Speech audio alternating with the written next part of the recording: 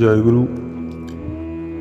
গত ভিডিওতে আমরা শঙ্খিনী নারীর লক্ষণ এবং গুণাগুণ সম্পর্কে আলোচনা করেছিলাম। আজকে হস্তিনী নারীর লক্ষণ এবং গুণাগুণ সম্পর্কে আলোচনা করব। হস্তিনী নারীর আকার ও আচরণ সবই অন্য যে ধরনের নারীরা রয়েছে, জাতীয় নারীরা রয়েছে, তাদের থেকে একেবারে পৃথক, আলাদা। হস্তিনীদের শরীর হয় প্রকাণ্ড, বড়।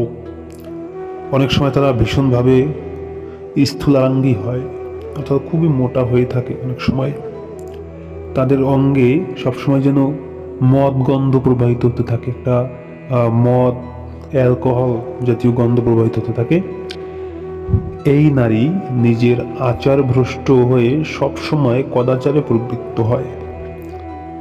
এদের মাথার চুল খুব সামান্য মাত্র থাকে এবং দীর্ঘ কেশ এদের কখনোই থাকে না, খুব ছোট ছোট সামান্য চুল এদের দেখা যায়। মুখে মৃদু মৃদু হাসি এদের লেগেই থাকে। এরা গোমরা মুখেও হয় না, এটা মোটামুটি এরা সবসময় একটু একটু মৃদু মৃদু হাসি এদের থাকে। চোখ দুটি হয় টকটকে লাল বর্ণের।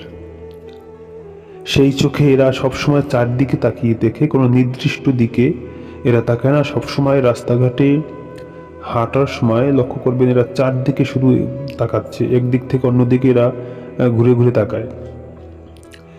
এদের স্তন্দা হয় উচ্চ এবং শক্ত, কঠিন, এবং কণ্ঠস্বর হয় কর্কশ ও গম্ভীর, মোটা হয়ে থাকে।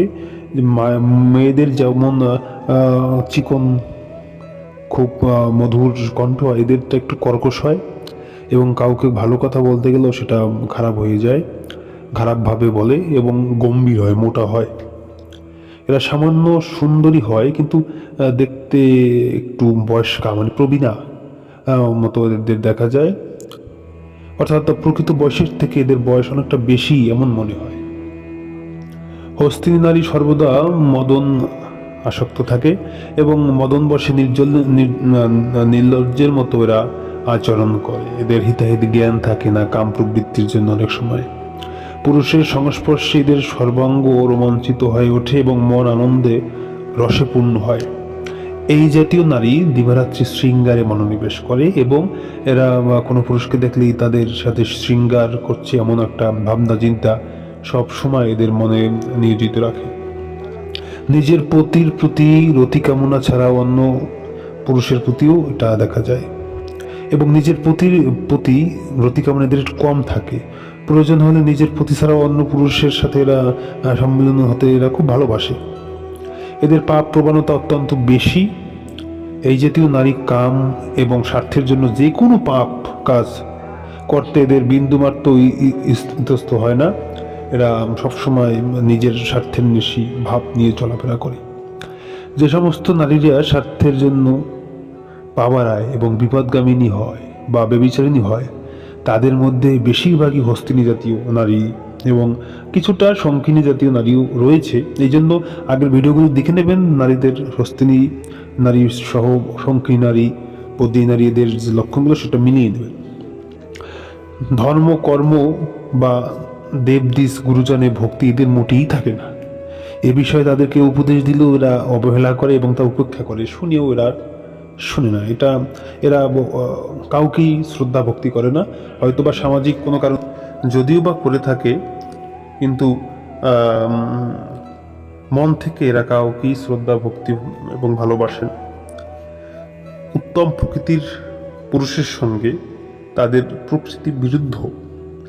তারা কদাচারী, দুষ্ক্রিয়, অত্যাচারী এমন পুরুষ খুব পছন্দ করে, যারা খুব শান্ত শিষ্ট পুরুষ। তাদের প্রতিরূপে যদি এরা ভাগ্যক্রমে পেয়ে বসে, কিন্তু তাদের তাতে মন ভরে না, এবং যারা আঘাত করতে ভালোবাসে এবং শক্ত হাত, শক্ত শরীর, যারা খুব বয়োবলিষ্ঠ পুরুষ, এদের এরা খুব ভালোবাসে। এবং নেশা, মদ্যপান, বুড়িভোজন, রতিক্রিয়া, কুরুক্রিয়া, কুস্তিক্রিয়া, এইসব আলোচনা বা অনুষ্ঠান এদের খুব পছন্দ। এরা ভদ্রভাবে ভদ্র কাজ করতে পারে না। এরা যেখানে খুব শারীরিক পরিশ্রমজনিত কাজ এরা খুব ভালোবাসে এবং এদের কাম প্রবণতাটা বেশি থাকে। তা আজকে এ পর্যন্তই। এই হলো আমাদের হস্তিনী নারীর বিভিন্ন লক্ষণ। আগামী ভিডিওতে আমরা কোন পুরুষের সাথে কোন নারীর বিবাহ হলে সেটা ভালো লক্ষণ বা ভালো সাংসারিক জীবন সুখ হয়, এই বিষয়ে কিছু আলোচনা আগামী ভিডিওতে আমরা করার চেষ্টা করবো। আজকে এ পর্যন্তই। জয় গুরু।